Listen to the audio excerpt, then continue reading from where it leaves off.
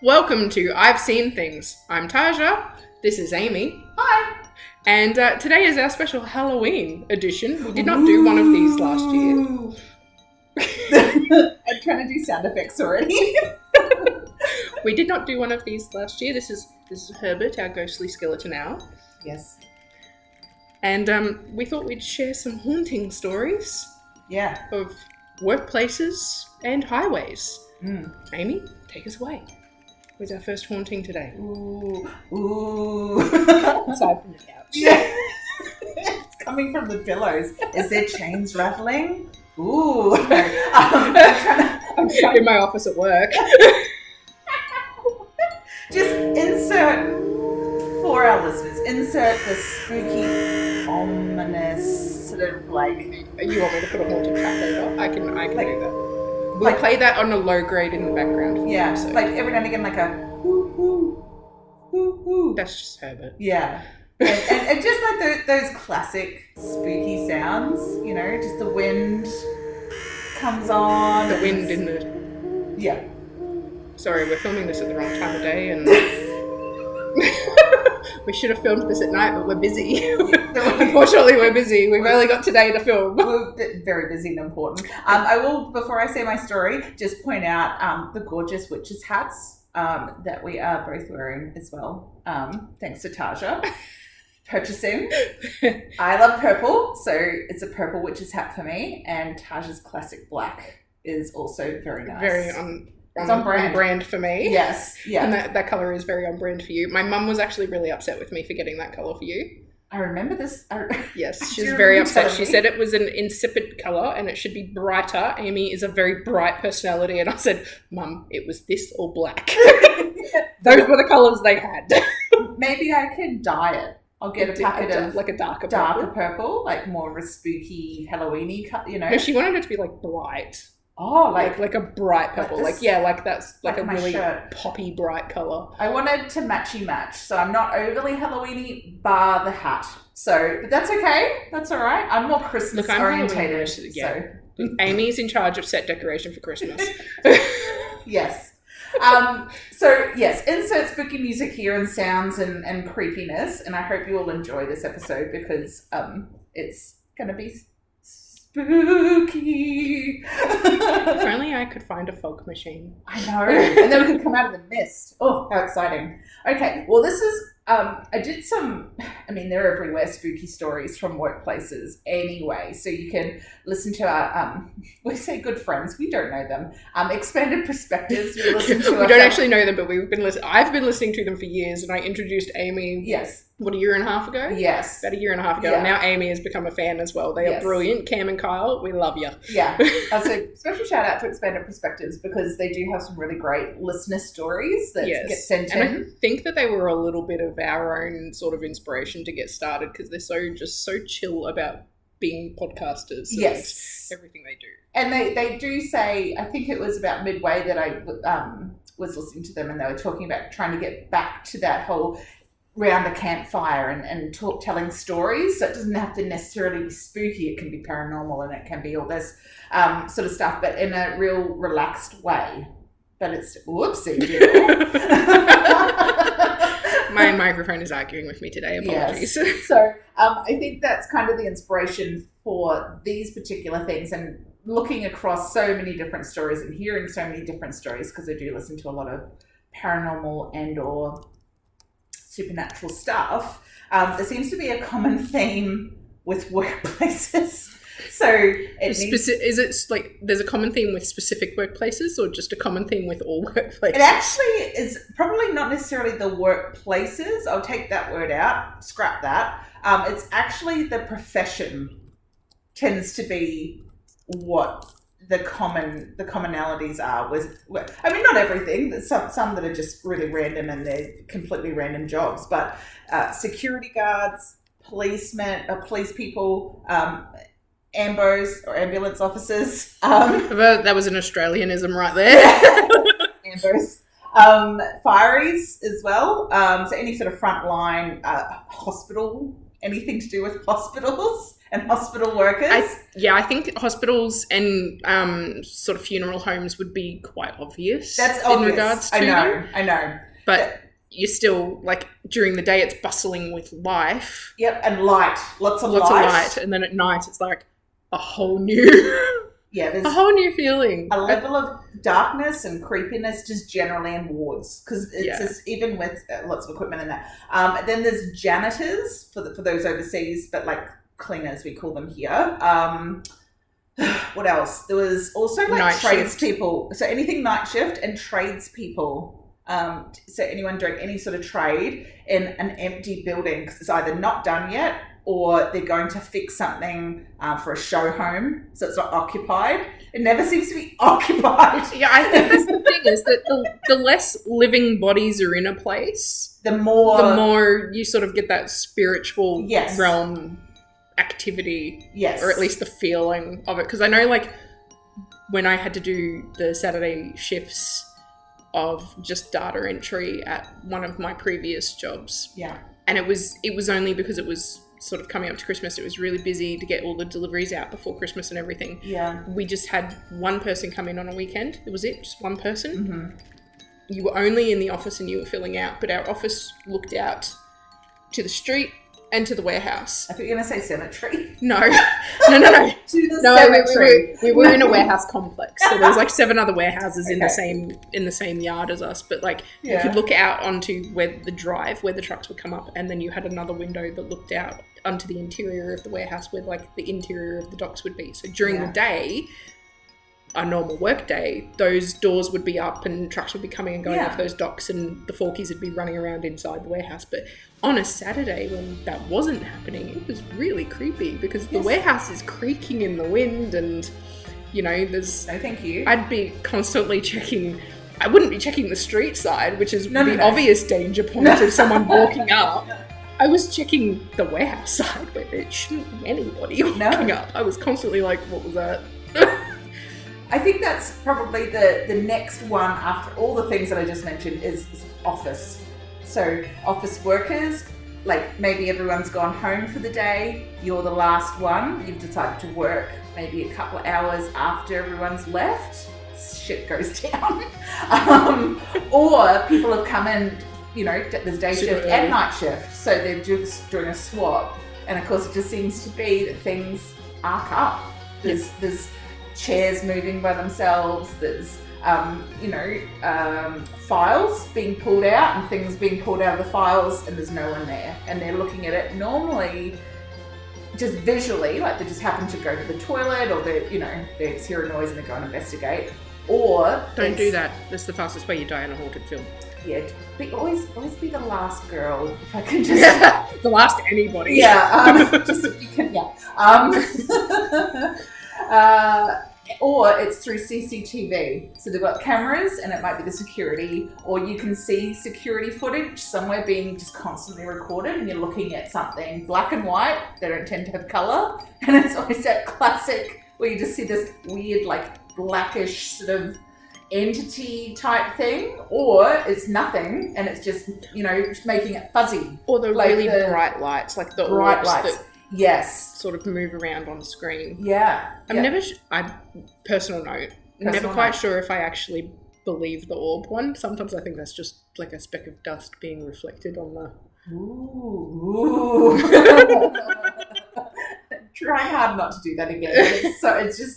She just can't help herself. It's going to be. So, yeah, or the cameras have glitches happen to them, you know, when certain entities pass by or drain the battery, if it's, you know, cameras with wireless cameras, not hooked up to any particular power point. So, you see it rolling like an old videotape, VHS, for those that are as old as us and had videotapes. When we had to completely replace our entire collections twice. Yeah, like they'd roll, roll like the film, or it'd be fuzzy, or it'd glitch, and then it'd glitch, and then the thing would be like right there. It's all those jump scary stuff that you think of from horror movies. So my first story. Tell us a story, Amy. I will. This is from Reddit, and the handle was Gritty Fan Club, for those playing at home. Gritty, yeah. Gritty Fan Club. About 5 years ago it was posted, but I thought, it's pretty interesting. So I was working with my research team. It sounds like I was working one night in the lab. It was a monster mash. But it is not. I was working with my research team late one night when we realised that we needed to go grab something from our lab a couple of buildings over. Dun, dun, dun. I drew the short straw, so I headed over to our lab at around 1 a.m. Okay, so it's not the witching hour. No, past the witching hour. Still, Now I go to Virginia Tech, and our lab happens to be located on the exact floor of the building that the infamous shooting took place in. The floor. So I didn't know this. Just prefacing this. The floor where 31 people were murdered in cold blood. The 32nd victim was shot on the residential side of the campus. Horrible.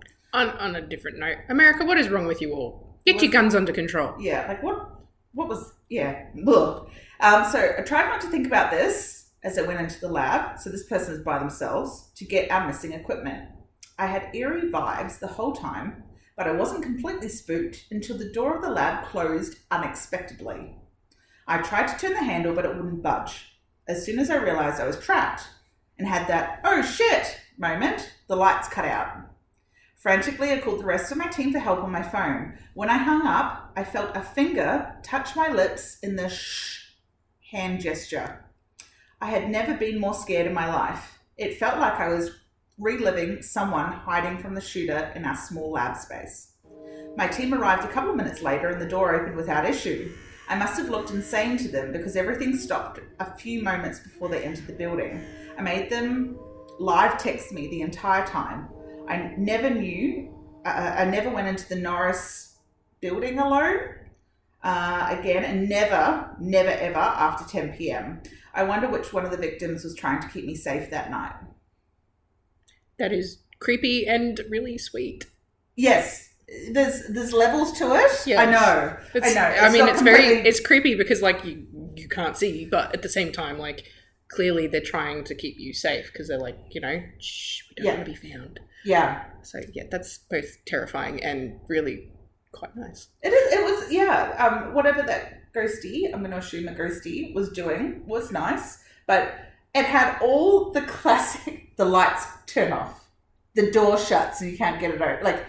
It's the start of Supernatural. Yeah. Or literally any horror movie that, I'm just going to go to the lab. I'll be right back. And it's that whole Scream movie franchise thing where they go, one of the rules is never say I'll be right back. Yeah. Because you're never right back. So I don't think I'd ever go into somewhere like that by myself anyway. I think it would have really freaked me out. I would have taken a buddy. Just saying. I don't like that. But yeah, creepy. And it was in a lab in a university campus. So that's my story. Did it give you chills? A little bit. Nothing crazy. I think it takes a lot of the, it would be creepy to experience, but I think reading the story and then realizing that they're trying to keep you safe takes a little bit of the spook out of it because you're like, definitely, this is someone who's died in a very, very traumatic way, and instead of getting angry, they're trying to stop someone else from being hurt the way they were. Yeah. So you don't often hear those. No. And maybe it's not mentioned in here, obviously, because I read what was said on the Reddit, but maybe there was someone around, someone creepy around that was human form, not dead, and they did need to be quiet. Maybe it wasn't necessarily a ghosty or maybe a poltergeist or something from the other side. It was maybe keeping them safe from a creepy someone person that shouldn't have been in the building. Yeah, it shouldn't have been around the labs or whatever. So yeah, whatever which way, they got saved, which is nice. Okay, so I've decided to do some stories in regards to Australian haunted highways, truck stops, things like that, creepy stories behind the wheels. I don't like these ones. don't you? No. You won't be driving this way anytime soon. You're going in the opposite direction. Yes, that's correct. So I thought I could have done haunted aeroplanes, but I decided to leave that alone. Thank you. Just FYI, everyone, I am going on an aeroplane in 3 weeks, so we're going to leave those stories alone so that Amy doesn't shit herself any more than you normally do getting on a plane. Thank you. So I thought I was recently reminded of this particular ghost story. Just trawling through my TikTok, there was a truck driver who made the post. He'd stopped at Theodore in Queensland, and he's like, "If you know, you know. I've just done all my checks. I've checked my tires, my food, my water. Yeah, done everything. Made sure that I'm okay. And if you know, you know. I'm legging it to Taroom. You do not stop. You don't stop." And I was like, "Oh yeah, that one." I was like, "That's it. We're including this one." So I've managed to find one of the stories. It's been read over 20,000 times. Wow. I can't see too many. It's on paranormal.com.au, this particular story. And it's the sister of a truck driver who's experienced it. So she's posted his story for him. Yeah. All anonymous, obviously. One thing I've noticed about Australian truck drivers is that they are as... You're gonna say there's very few of them that are skeptical. Okay. There's very few of them that are skeptical of this. They are very superstitious. Yeah. In regards to certain things. And haunted highways is one of them. There are a few that they just won't stop on. Like hell or high water, if they know about it, they won't stop. My brother being one of them. Mm-hmm. He is superstitious. He will not stop on the Pilliga. But we'll get to that one. This is about the Isla Gorge truck stop. Okay. So Isla Gorge is about halfway down the Leichhardt Highway between Theodore and Taroom. Hence why the driver stopped at Theodore and did his checks and was like, "I'm going to leg it to Taroom. You don't stop." Mm. So this particular story was posted in December of 2010. So it's about 14 years old, and I'm surprised it has so many reads and no responses. It has one response saying, "I can't help you, but someone else might be able to." And I'm like, nobody else has responded, really? So if you can help this person, maybe jump onto paranormal.com.au and have a look at the ghosted Isla Gorge truck stop and give them a bit of a hand. But their story is that they've been searching, looking for information on the ghost or two that's known to appear at the truck stop at the Isla Gorge turnoff of the Leichhardt Highway between Theodore and Taroom. My brother is a truck driver, and he told me that he stopped at this truck stop one night to check his tyres. Whilst walking around the truck, he noticed up ahead that there were two people crossing the road. One was carrying a bag, and he yelled out to them, "Are you guys okay?" Thinking maybe they'd broken down or something. There was no houses nearby, but they didn't reply. He went about checking the rest of his rig. Whilst hitting the tyres on the prime mover, he saw an old man with grey hair standing on the other side of the truck. He yelled out at him, "What are you doing, mate?" My brother said he then ran around the other side of the vehicle, but the man was gone. This had him a bit spooked, so he quickly got back into his truck and drove off. After a moment or two of driving, he notices in the mirror a person hanging off the side of the rig between the sleeper cab and the trailer. The person had a bag in his hand, a yellow Gladstone bag. My brother said he shit himself. After stopping again at the next town, he was talking to another truckie who just so happened to know. He told the truckie what had happened, that he'd seen a man, and before he could finish the story, the other truckie says, "What sort of bag was he carrying?" Rumour has it the two men were killed when they tried to do an insurance claim on a truck they had. The truck was loaded with fertiliser, and so they added diesel to it and set it alight. The truck exploded, killing them before they could get clear. After my brother told me this, I did some research on the net, and it appears the story is true. Problem is, I can't remember where on the net I saw it. I was looking today, and someone else had said there's a spot at this place where no trucks will stop for the night because there's a man. Perhaps this is the reason why, but has anyone heard this story before? Whoa. And there is a lot of people that are saying that this ghost is true, and they're sort of recreating the night they died. Yeah. You know? Wow. So to ask I find that interesting. He asked straight away what kind of bag was he carrying. Yeah, so obviously there's distinctive features to this particular ghost It's not story. just some sort of oh yeah, he's carrying a bag. of energy. No, mate, or it's a guy. He's carrying a specific bag. Yes. Oh yeah, it's a yellow Gladstone bag. Yeah, mate, that's the ghost. Yeah, wow. Don't stop there. I wonder. Yeah, to know have any hits on that, like any comments. No, it's got 20,000 reads. Yes, but no responses. Yeah, I'm just wondering. With some lore and some depending on certain beliefs and stories, and I guess anything that's specific to a particular culture, sometimes it's not done to talk about it.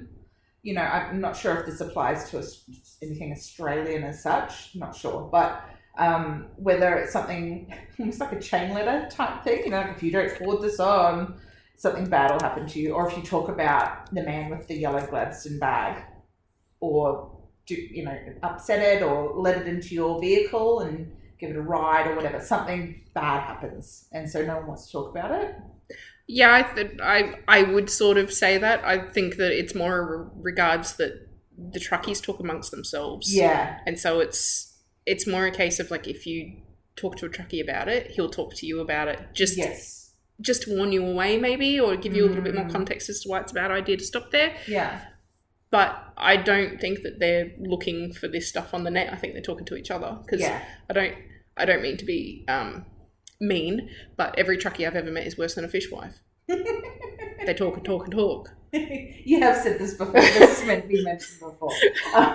So I think that it comes with the hours of loneliness on the road. When they finally have someone to talk to, they want to talk a lot. Yeah. But when they get together and they talk about stuff like this, I think it's a case of, yeah, this is what I've experienced, and yeah, I've done. It's sort of the opposite of aviation, because you hear about these sort of, UFO paranormal stories with planes. Yeah. The pilots won't talk about it. No. Because it would put their career at risk, whereas truckies are like, yeah, nah, mate, there's a ghost there. And I guess it's good though, because if you're driving through somewhere and you're thinking, oh geez, I do need to stop, for my checks, or I need to, do my break or rest or whatever it is, and you're not aware, like say if you're new to it and you haven't heard of all these particular spots, and then you're like, oh, I picked up some random guy with a yellow Gladstone bag, and then stuff happens.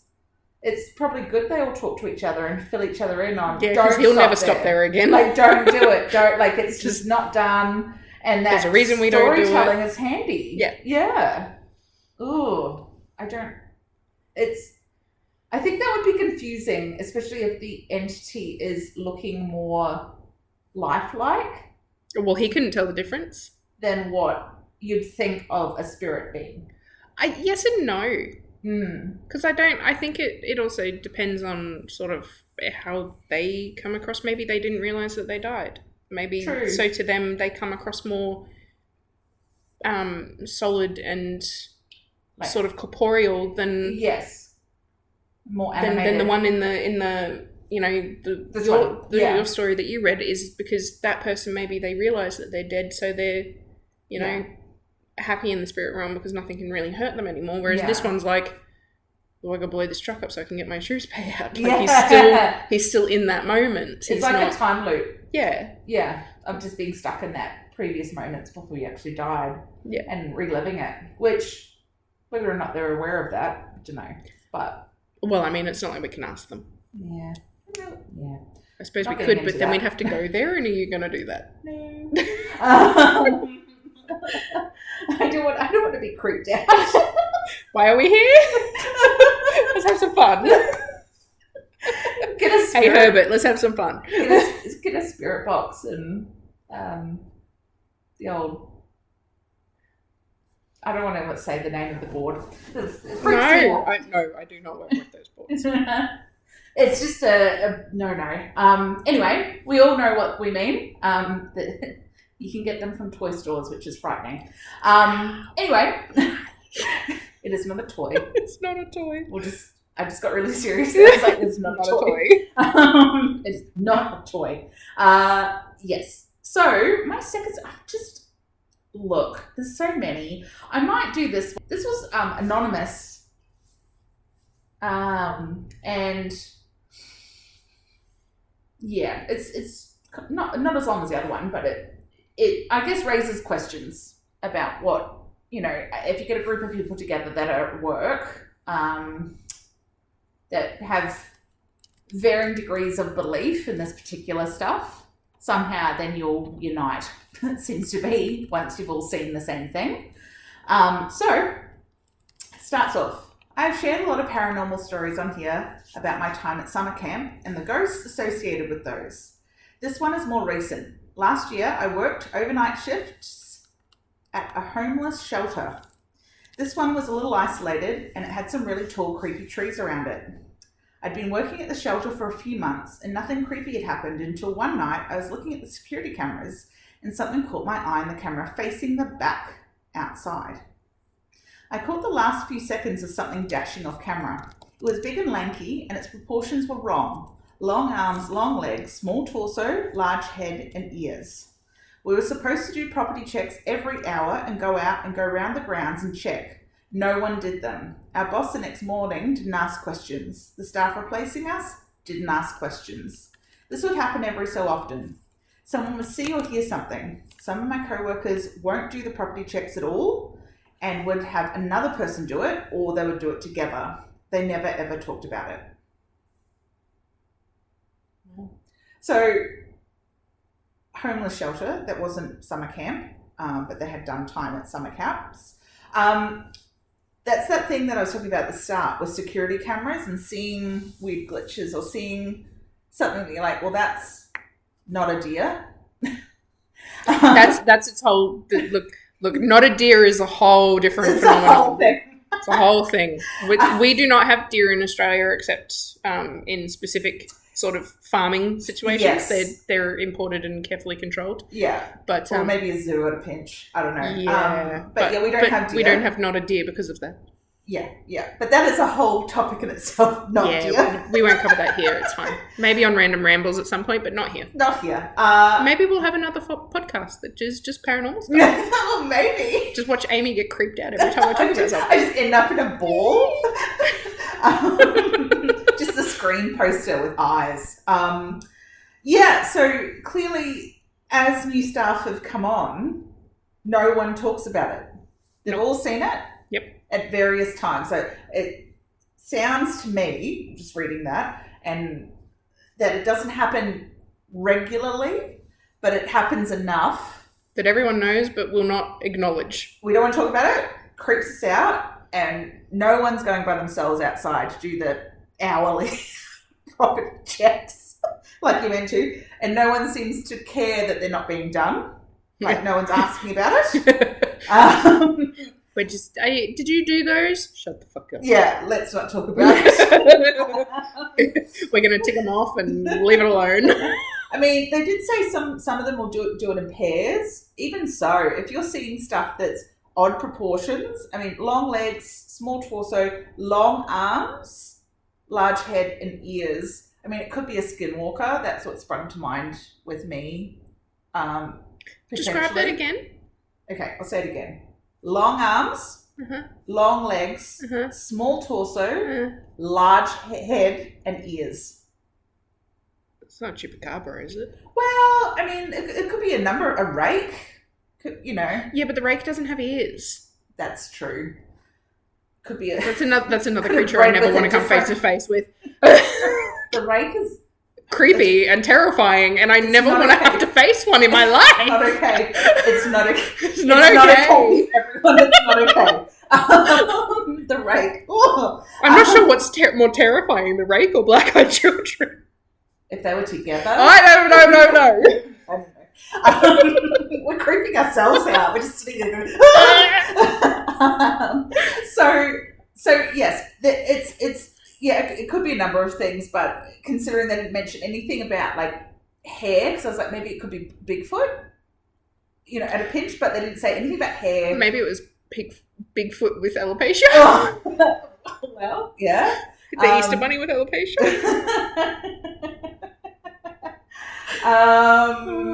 Yeah, look, there's a number of weird and wonderful things out there that sort of keep being discovered. So it could be just a cryptid that We haven't We don't found know yet. what it is. It doesn't have a name.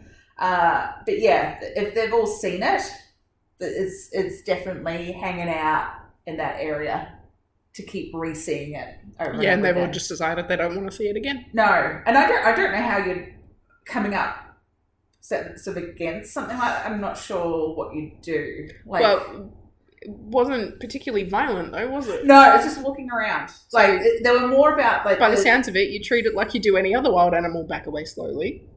throw salt, just have It's not a ghost. I don't think it is anyway. What has Supernatural taught me? Through salt, apparently. That's what you got out of that. Or Have you got a silver 25 bullets. kilo? Have you got a 25 kilo bag of salt in your I in don't. your house? I only have kitty litter. That's all right. Or silver bullets. It's the only other thing. So that's my sort of story that I guess has more questions than answers. But it's another weird. It's a weird thing that people. It's all on trend and brand of what a creepy story is, though, for seeing paranormal stuff. You know, it's on camera. I've yet it's at night. I've yet to find a paranormal encounter that wasn't in some way creepy. Yeah, no. Like they didn't just walk up to a fae and be like, "Hey, go." Don't do What you that doing either. here? Yeah, If don't. Oh my god, there's gonna be so many like don't. This is an educational video on how to interact with the paranormal. Don't. Don't. Public service announcement. Don't. Yeah, Faye. Don't. Do not trust the Faye. Don't, because you're gonna end up. In trouble. It's not gonna be a fun time, and you'll lose a lot of time. Speaking of time, like what you think is 5 minutes will be like 5 years. You'll be like missing. Yep. I have the diary of the Reverend who went into that fairy hill. Mm-hmm. It was. It's currently packed away in my many packing boxes. But it was an interesting read. Yeah. And he was a reverend of the Church of England. Okay. But he lived in the Irish countryside and there was a fairy hill outside. Uh-huh. And curiosity got the better of that cat. Yeah. Look. Yeah. No fairies, guys. No Yeah, cryptids. they're every story that you hear about them, they're not as nice as you try and make them out. They're almost like a trickster. Sort of like a They Loki are. of, like, They have a different moral compass to us. And they're, Yeah. I mean, most of them are quite bloodthirsty. Red caps. Don't want to come across a red cap. No, and we won't give definitions or everything. We could be here forever if we keep define it what a rake is. And if you don't know what a red cap is, we implore you to do your own research. You know, if you're like, If you're interested, you're interested, like definitely jump on. There's so many other podcasts that talk about this stuff too, and or literature and research and books. And like even little snippets on Reddit, you know, to paint a picture. So yeah, we can't. Although, you know, Reddit is a forum that anyone can edit, so yes, grain of salt with that one. It like is. Wikipedia, grain of salt. Yeah. So yeah, but you start to read things, and some things, you know, can be starting to be verified. Much like some of the haunted highway stories start to become. Well, the one I'm about to do is there's a bit more of like a lot of people have. There's a lot more truth to it than it's a relatively recent story. Let's put it that way. So there's a bit of truth to it. Yeah. It's actually the story itself. The incident that has caused the haunting is younger than we are. Oh wow! Okay. Not by much, but younger than we are. Okay. Yeah. So the Pilliga Princess, as she is known, is in the Pilliga, along the Newell Highway in New South Wales, Australia. The myth is more entrenched in fact than most of the haunted highways in the world, more so specifically than Australia, than the world, because people can actually tell you who she was. Yes. She was a local homeless lady who was known to wander the highway with her shopping trolley full of collectibles and occasionally ask for a ride. So she was known to hitchhike every now and again. She was extremely eccentric, and she was an extremely eccentric old woman who was killed in 1993 after being accidentally struck by a truck travelling the stretch. Many of the locals and those travelling along the highway have claimed to see her for decades after her death, pushing her trolley along the highway and occasionally still asking for a ride. Wow. Now, the thing about the Pilliga Princess is that a lot of truck drivers just won't stop. They won't stop for her. Really? It's like one of the early Supernatural episodes where they picked up that very first episode with the woman in white. Yeah, a little bit, but like she's not been known to harm anyone. No, there's a big difference with this particular case. There's a lot of sort of discussion, and the reason that she's known as the Pilliga Princess is that she had a bit of a stretch that she would wander, because she had her base camp about 40 kilometres from the T intersection at Coonabarabran, and she had a big puffy head of white hair, like wild white hair, and she was quite known for wandering backwards and forwards. She had a lot of friends when she was alive among the IPEC drivers, because they would go through that area quite frequently and they would give her a lift, and there's a couple of drivers that have said, she sort of had a bit of a kip in my truck. Okay. So there's a lot of drivers out there that knew her. Yes, pre-death. Yeah. Pre-death, yes. Yeah. So there's a lot of sort of discussions on what happened, but there's a few times that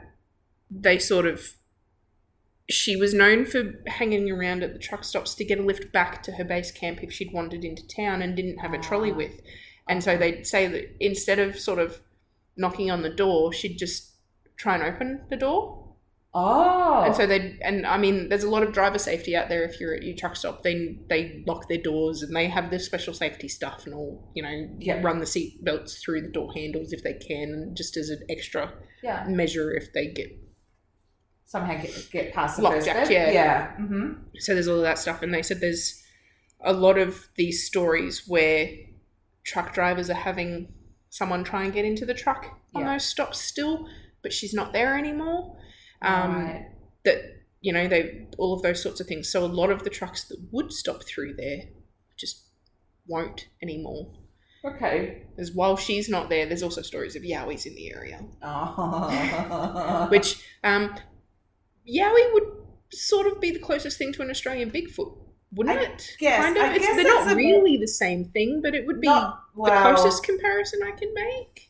Yeah. Because, Bigfoot are known for bush, for like forest, but yowies are known for billabongs. Yes, which, I guess that's the biggest, you could draw similarities to it. I tend to think of yowies as Ewoks. But if you don't, for our overseas listeners, look up yowies. Because we even have a chocolate yowie. Or do we? I don't even know if they exist anymore. I haven't seen them in shops, but I think they made a little bit of a resurgence. But we had them when we were kids. They were like a competitor to the Kinder, but the Kinder survived because that tastes good. The Kinder has a unique sort of milky and white chocolate mix, whereas the Yowie was just straight milk chocolate. Yes. And the toys weren't as good. No, so maybe that's why there's... But no, the Yowie is a thing. So, again, if you're interested, look it up because it is a thing. And it does get talked about on overseas podcasts around, things that go bump in the night. Yes. So. Well, they're saying that the princess, they think that she ran out onto the road to get a lift but misjudged how close, because it was a Stockmaster cattle truck that struck her.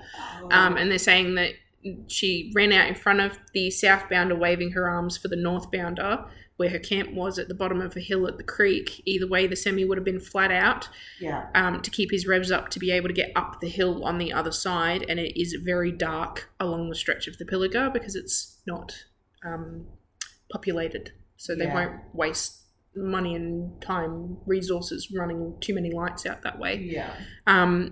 It's darker than in most places in the territory.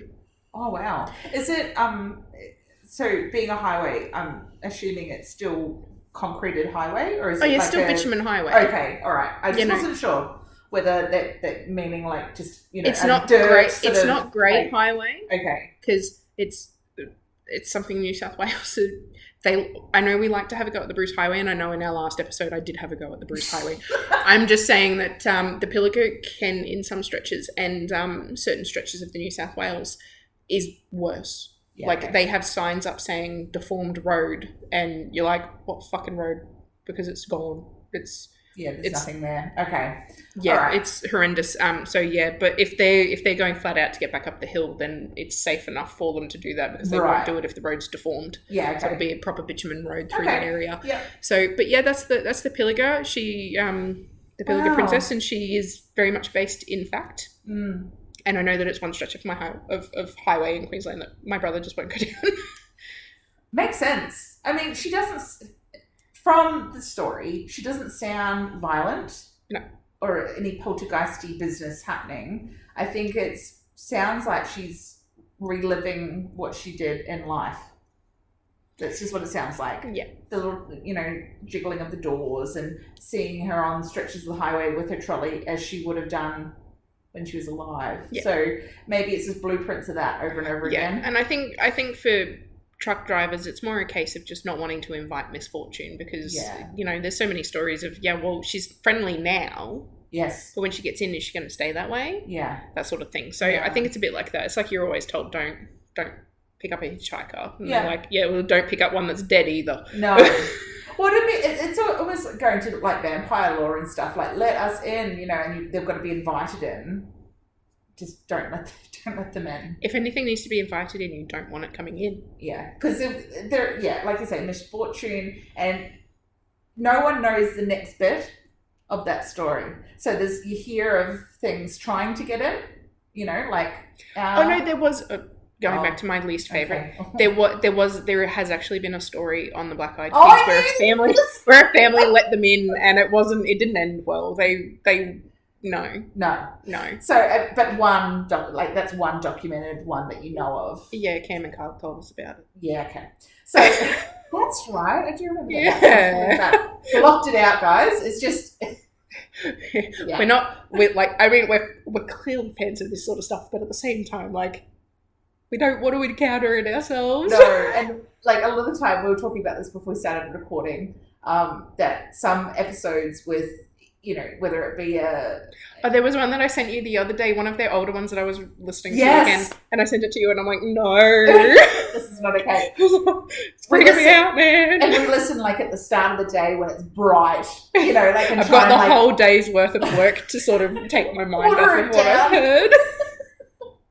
And, I'll watch, some things that are pretty creepy or scary, but I need to watch it with the blinds open, the lights on... someone else is going to be home in case to save me. My mother likes to tell me, like, she reads a lot of, like, psychological thriller books and horror books and things like that. And she's, when her and my dad were still young and together, and it was like their first house in Townsville and that, they didn't have bedside lamps yet. And my mum would read into the night, and then she'd roll over and be too freaked out to go turn the light off and come back to bed. So she'd roll over and like wake my dad up and be like, "Can you just go turn the light out?" He'd get up and be like, "Stop reading those books. Turn the light off. Get back into bed." And she's like, "Thanks, honey." I'm sure that the best investment they made for a long time was bedside lamps. Oh my gosh! But sometimes, maybe this is what a lot of people do. I don't know. I'll just say it. But sometimes when I wake up in the witching hour, I'm too freaked out to put my hand out to put the lamp on. I'm just too freaked out. I've heard like a noise or something, and I don't even want to put my hand out. Yeah, but you've got weird shit happening in your house. I know. We talk about that on Random Rambles. I'll link the episode below so that you can go to that. We won't go to that either. But sometimes I'm too freaked out. I'm going to say this. We can decide whether or not this puts it in the paranormal basket or not. But I don't think you'd want this happening to you at work, regardless. I think it'd creep me out whether or not it was supernatural or not. Okay, I have a good story for this. I work at a thrift store, or Salvos for those playing in Australia, or Vinnie's or something like that. And the majority of our customers are senior citizens. I'm fairly used to the customers asking what certain things at the store are used for. A few months back, this older woman, around her 70s or 80s, comes up to me holding a knife, sharpener. Okay, I thought you were going to say stay with knife, but no, knife sharpener. Knife sharpener. I wanted to leave a little cliffhanging bit. Just so Well, it worked. My ears picked up. Is she what? I know, that would have been extra weird. She brought me a knife and she was like, what do I use this for? Really? All the better to stab you with. Okay. It's very Red Riding Hood. Yes. I could go on a tangent. Anyway, so knife sharpener she's holding asks me if I know what it's used for. I start explaining to her what it is and how to use it, but she interrupts me and says, I know how to use it. I'm asking if you know how to use it. I'm a little confused at this point, but I nod and say that I know how to use a knife sharpener. She nods, closes her eyes, and says, sharp knives are good. You're going to need one soon. What? And she walked off. To this day, that encounter creeps the hell out of me. I mean, it would creep the hell out of me too, but I'm not sure if I would put that in paranormal or just needing more medication.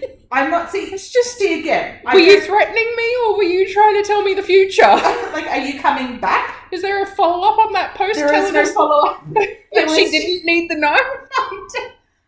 There's no follow-up. So many questions. Again, I've got a lot of ones I found that don't really have any more context than what I'm literally saying to you. I want a follow-up. If you wrote that story, I want follow-up. Did you need the knife?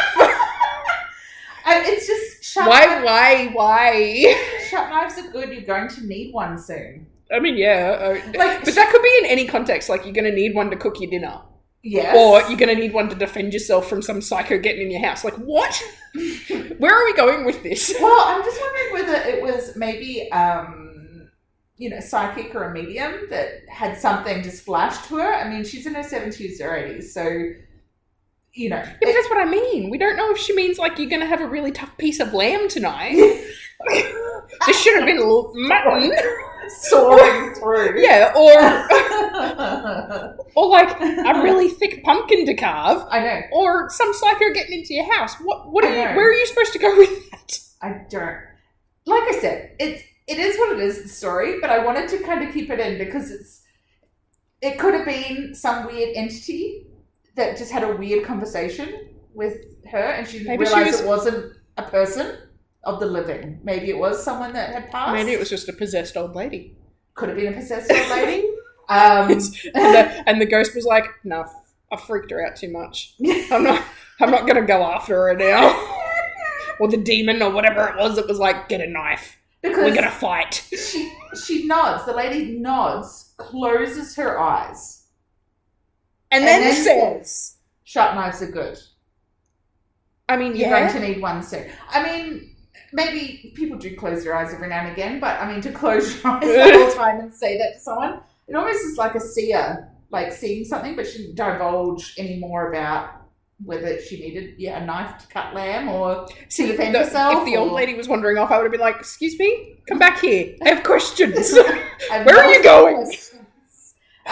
Why? Why do I need a knife? So I thought, yes, there's lots of questions to that story, but it's just it's something you don't want happening to you at work. It's not okay if it is a living person, and it's certainly even more not okay if a ghost is going around asking, carrying knife sharpeners, going, is your knife sharp? Sharpen it. I feel like that's a little bit like that prank call you used to get in the 90s. It's like, is your fridge running? Oh my god. So your knife sharp? I prefer that one. No, my brother.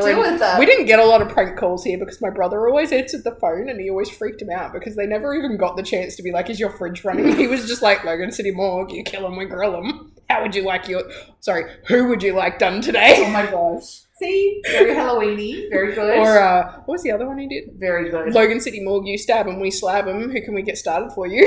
Well, that lady can do some stabbing if she wants to. Oh no, she had the sharpener, not the knife.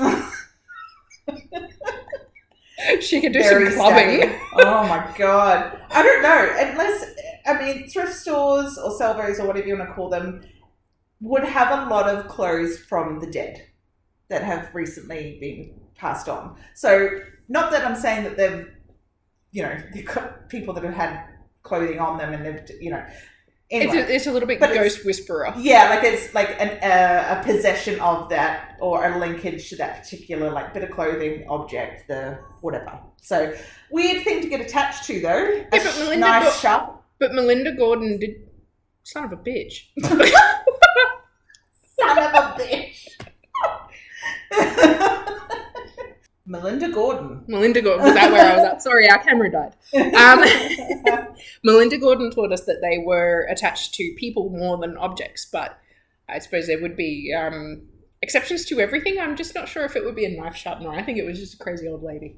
Yeah, but I guess it goes back to a whole reason for being here, or me anyway, workplace safety.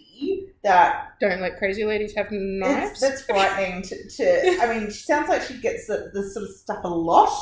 Like what she says is she's used to crazy old people. Yes, so of which there are many. There are many. Yes, but you'd want to be sort of documenting this sort of stuff just to get real serious for a minute about how often this sort of weird, like, I don't know, like you say, is that a threat? I'm not sure. It could just be that old people are especially bad at filtering and not being creepy, because when I was 14, 15, your computer died. Oh, yeah. When I was 14, 15, I was working at, showing my age here, Blockbuster. Yes. And we used to have, Cheap Tuesday. You could go in and you could get your movies for $1, $2 each. Oh, so good. And we had this one old guy, and I would peg his age, late 70s, early 80s. He was creepy as hell.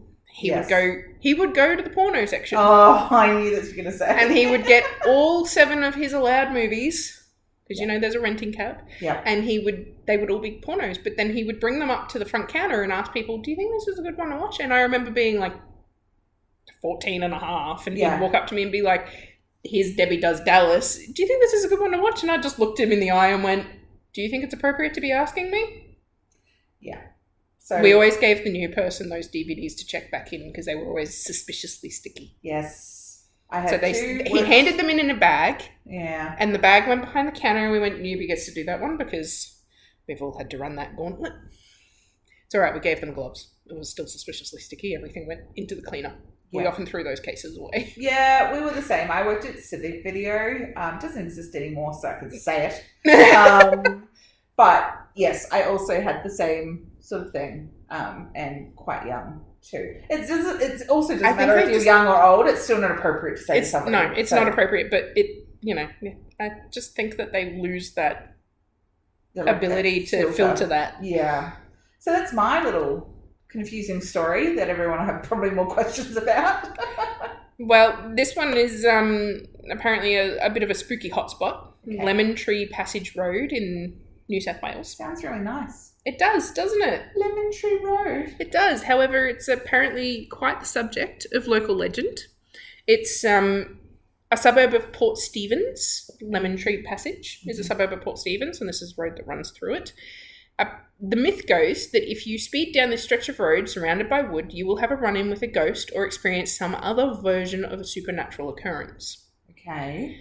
Nobody knows quite where the rumour for the Lemon Tree Passage Road was a spooky hotspot stems from, but many locals and tourists passing through have spoken of chilling experiences. The most common story appears to involve bright lights that come and go from nowhere, and very nearly run many drivers off the road. Skeptics have been quick to shut down the myth, explaining the lights could just be a result of the twists and turns of roads and car lights, but... Okay. Yeah. If you're a horror movie buff, you'll know that the urban legend was the inspiration for the 2014 film Lemon Tree Passage, where some locals decided to take American tourists travelling through down the road for a lark. The outcome? Death. Watch the movie to find out. Oh, cliffhanger! I think the one that most people think of when they think of lights on the road is the Min Min lights. Yeah. And we've, not me personally, but my family has had a bit of a experience with the Min Min lights. Yeah. I believe that my brother has seen them, but I know that my parents have.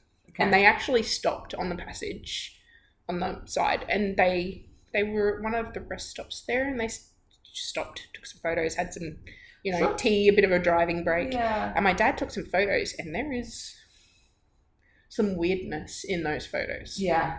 It's like a little creature. Oh. See, I will see if I can find the photos and put them up. I may not be able to, but it's a weird little creature. Probably about the same size as Herbert. A little bit bigger, Yeah. That forearm. Yeah. But it was sort of checking them out. Right. You could see it sort of in the background peeking around a tyre. It was very clearly not like your general run-of-the-mill animal. No. Yeah. It's something else. Yeah.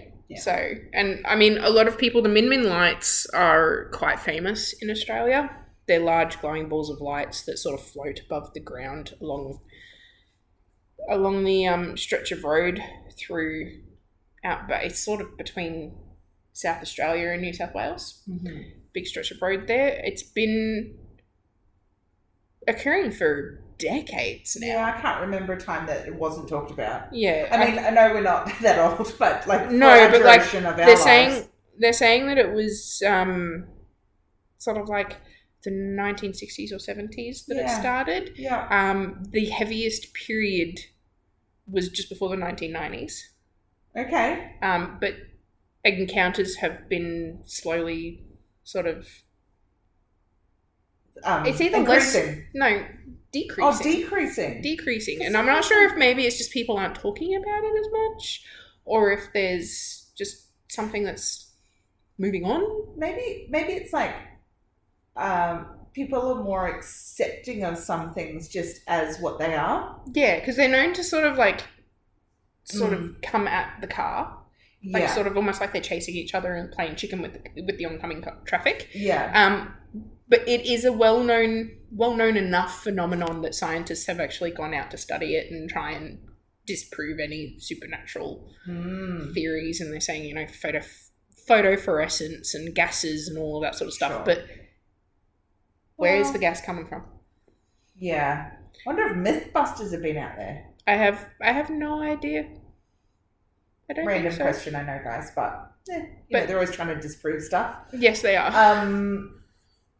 Yeah, that's interesting. I just wonder, with some things, when you start to know a particular stretch of road and it becomes sort of famous for that thing, people are... You mean like the Bloody Mile at Shell Harbour? Yeah. Yeah, that sort of thing, where it's just sort of an accepted thing. It's not worth talking about, or it's the same... It's going to be the same story. Nothing different has happened to you. So it's like, I saw the Min Min lights. And then I pulled over. And then, and then they disappeared. And then it's... Yeah, that's what they do. It's not going to... I don't know, unless the light touches you and you turn into, a light and you go somewhere else for a bit. I don't know. I've never heard that one. I've had it where it's like they feel like the car's being chased by the Min Min lights, or the lights are chasing each other and coming towards their car and sort of like playing chicken with them. But I don't think anyone's ever said that the lights have come at the person. Yeah. See, but that's what I'm saying. Like, if it's the same, your story it's going to kind of get left in the dark. Like, no one's going to care. And I mean, enough people have spoken about it that they're like, yeah, this is a thing that happens, but we don't know why. Yeah. Unless we're trying to explain it, but we don't know why. Yeah. Unless another encounter happens that's different to the multiple other ones, I don't think it'll be another recording. And I mean, other roads, like the Min Min lights is completely shrouded in mystery because we don't know what causes it. Yeah. But then you have others like the Bloody Mile and Shell Harbour, where it's earned its nickname because it's a stretch of road that's had over 13 killings. Yeah. There's been 13 murders on that stretch of highway, and it's just 1 mile. Yep. So they're all a little bit, it's eerie enough without any of that, but there's been reports of moaning apparitions of the victims of those murders wandering up and down that stretch of highway where they were killed. Yeah. I imagine that if you go to Wolf Creek, you might find stuff out there that was based on a true story, as creepy as it was. Not okay. The movie? The movie is not okay. And the whole thing is... The movie was based on the reality. No, I know. But it's all not okay. But it stays with you, that movie, so just be prepared, people. This is why I avoided it. Wolf Creek, not cool. No. Yeah, and they wonder why sometimes people are freaked out with the bush with Australia. No, the Australian bush is a creepy place. Yeah. Like, it is a I think creepy you go, place. no, it's fine. I was like, no, the Australian bush is a creepy place, and I think part of that is the fact that forests can be creepy, but they can also be quite soothing because there's the water, there's the lush green foliage, there's, like, sound sort of disappears. It's when sound completely disappears in a forest that you go, oh, fuck. And there's no birds. There's no crickets, there's no frogs, there's none of that. In an Australian bush, a lot of that is already sort of not there because you're not going to have a lot of frogs in the middle of the bush. It's too dry unless you're near, like, a billabong or a creek or a river. Yeah. So that's already out of it. You might hear cicadas if it's the season. Yeah. But a lot of Australian animals have really creepy sounds to start with. Koalas are weird. Possums are just... They're next level. The sounds they make, you're like, what is that? Yeah. So there's a lot of that sort of stuff already sort of there. And, I mean, you're already freaked out when you go into the bush because you're like, snakes, spiders, what's going to bite me? What do I need to avoid? Yeah. But it's dry, it's crunchy, it's, you got to keep an eye out on the fucking trees because the eucalyptus drops a branch, you're a dead man. That's why they're widow makers. I think you're already on edge when you go into a bush. But then you have, like, the stories from the Aboriginals that are very much, to me, line up a lot with, like, what you hear about the Appalachian Mountains, where it's like you don't whistle after dark. No. You don't whistle if you're in the bush. No. You don't leave your fire on at night. No. You put it out. Yep. Because it will draw things into the campsite that you shouldn't be drawing into the campsite. No, thank you. So there's a lot of that sort of stuff here as well. And, like, I know from a lot of, like, Indigenous that I've spoken to, they're like, no campfires in this area. No. Like, we just sit in the dark. Yeah. Yep. Yeah. Yep. And I'm like, okay. Oh, no. So we have our own sort of beings. Yeah. And not all of them are friendly, like anywhere else in the world. Some of them are, most of them aren't. Yeah.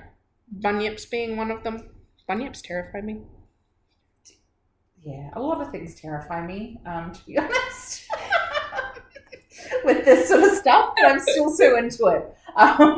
So I don't know whether it's me preparing myself to know a bit about all of it. So if I encounter anything, I'm like, you're a bunyip. Leave me alone. I know what that is, and I know to go the other way. Or I think maybe it's just a curiosity too to know what else is going on beyond the living. And I think a lot of, like, encounters that you hear from our drivers and things, sometimes you're a bit like, were you just really tired?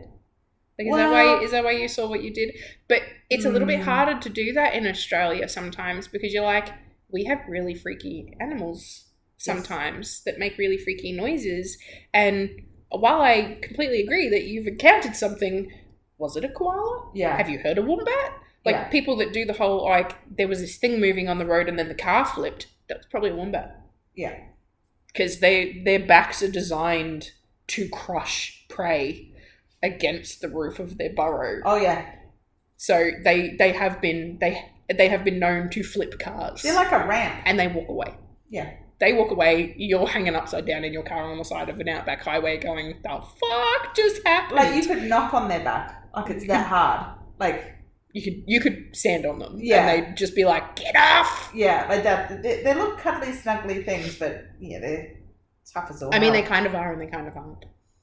I walked one in the zoo once. Did you? Anyway. It's cute. But, like, there was a driver I used to work with, and he was absolutely swore blind that he saw this flying humanoid thing in the middle of the highway on one of his outback runs. Yeah. And I'm like, were you tired? He's like, look, it was the middle of the night, but I had slept. Like, I wasn't tired. I had slept really well. I was driving. I was isolated. Yeah. But I wasn't overtired. I wasn't seeing things.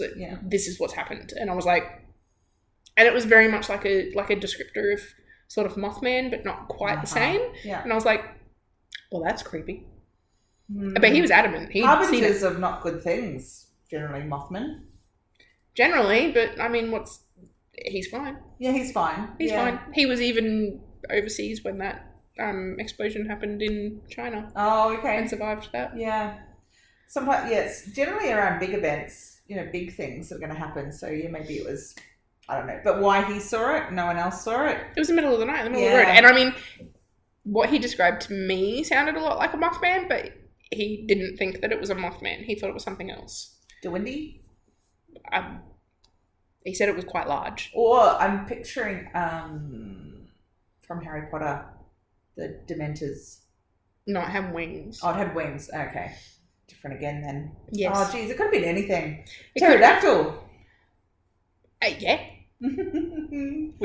Australia has had some weird stories, and I think a lot of the reason that we have encounters like we do is because we are an isolated country, even from ourselves in certain areas. And there's places and spaces that either aren't inhabited or very infrequently, have people trek through or just have weird phenomenons. Like we have the I believe that the translation that was given to the Indigenous all those years ago was the dying fields up in, was that near Catherine, up in Northern Territory. And they're naturally highly radioactive. Yeah. And they, don't go through those fields. You will die and we found out that it's because it's radioactive. You will die because you'll get radiation poisoning. Yes. So we have a lot of weird stuff. Yeah. We have a lot of beautiful, but there's weird. Yeah, and I guess you could argue that you always hear of stories, even our stories that we shared today, the majority of them are overseas, like they're the US, Europe, like... Places with a lot more... like history. Not even like... Because Australia has its own history, it's just not quite as... We're quite new. Yeah, newish. I think it's more a case of like...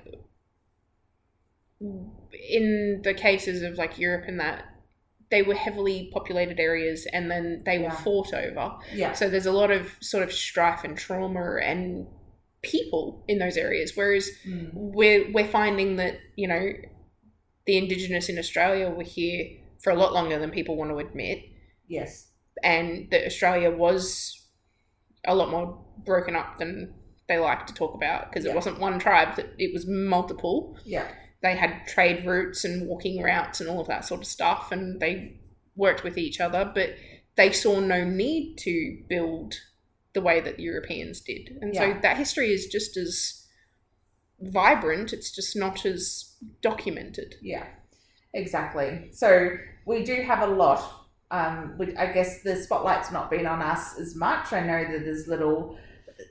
episodes dedicated to like yowies and different things like that. And they'll go, let's go further abroad to Australia. This is really like sort of ominous. We're not spoken about enough to really have. And they like to focus on things sort of after the colonization. Yes. So they'll talk about,